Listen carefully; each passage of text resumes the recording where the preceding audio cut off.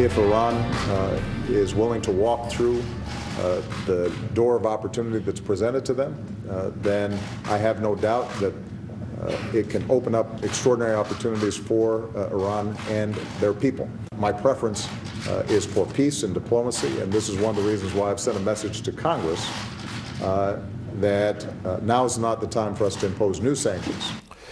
President Obama this week urging Congress to give peace a chance and hold off on new sanctions against Iran. His plea comes ahead of Monday's implementation of an interim deal reached in November by Tehran, the U.S., and 5 other world powers to curb that country's nuclear program. The full text of that pact has yet to be publicly released, and Iran says it contains a side deal not officially acknowledged by Western leaders. We're back with Dan Henninger, Matt Kaminsky, and Brett Stevens. So, Brett, explain something to me. Why would the administration want to release the text of this? Yeah, well, this takes you back to the period of Molotov and Ribbentrop and secret pacts and secret negotiations. Well, why wouldn't they release it? Well, this is a great question. If they're so confident that this is a good deal for the world, there should be an open diplomacy, just as Woodrow Wilson insisted in, I think, in the 14 points. Are they afraid what's in it? I think they might be concerned that it shows just how much the West had to concede in order to get any kind of agreement with the Iranians.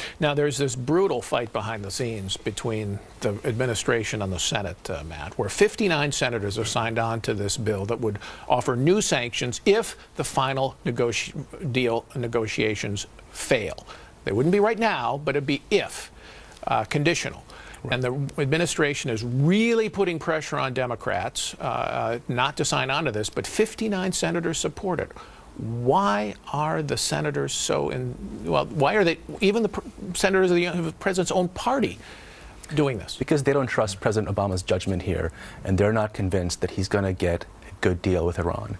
There's a concern that President Obama, who so badly wants a foreign policy legacy, and that would be peace with Iran, will settle for something which will not stop and dismantle Iran's ability to get a nuclear weapon, which in the long term will be bad for the region and will be bad for U.S. security. Also, you have to remember the context. You know, Obama would like to take credit for the past round of sanctions, bringing the Iranians to the table. Yes. Except that it was the Democrats in 2010 who basically shoved that down the administration's throat against internal administration objections. And by the way, we're not talking about new sanctions. We're talking about new sanctions in the event that these negotiations fail. So when Obama says we don't need new sanctions, that's not really what we're discussing here. The White House is rolling out the rhetorical guns on this and saying basically, if you support this bill, Democrats and of course some Republicans who support it, you're basically supporting war.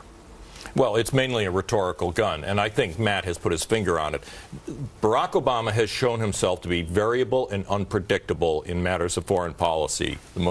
The biggest example was the red line over chemical weapons in Syria, which abruptly had changed after he went for a walk back in the White House garden. And I think that a lot of these Democrats feel that they just do not believe they know where they are going. Think, Paul, back to the way we used to negotiate arms reduction treaties with the Soviet Union back in the 80s. At that time, you had a clear idea of where we were going, what the plan was, what the goal was, and what the Soviets were doing. This is Barack Obama saying, trust me, I'll take care of it. You don't need to know what's going on. It'll all come out in the end. That is not the way you do high-level arms negotiations. But the White House also says, Matt, that if this bill passes, it includes terms that the Iranians cannot possibly accept, including zero enrichment and no long-term missile delivery systems for a potential nuclear bomb. So it's basically a poison pill. They're basically parroting the Iranian line. But you don't agree with that? Well, I think if they do walk away, we should know now rather than later on. If the Iranians are not willing to negotiate in good faith, they're saying, well, if you know, then we should. It's better for us to know right now. It's really a false choice that's being presented to Democrats, and they're not buying it. It's either war or it's Obama's version of a peace deal. Iran has to be held accountable and has to be forced to give up its nuclear weapons. That's why we have sanctions, and that's why it's important to keep them in place. The other objection is that if this passes, then the Americans will get the blame because it'll give the Iranians an excuse to walk away from the talks. The world will blame the United States for the failure, and then the sanctions regime will collapse anyway. So you shouldn't pass this, even if you want the sanctions to be stronger.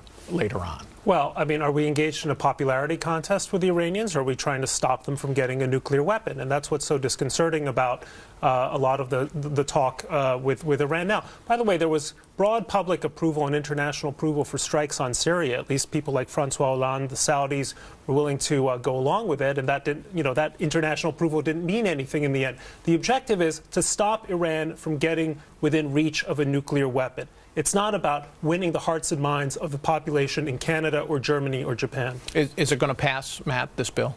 I think it's got a very good. I think it will. It comes after the State of the Union speech in February.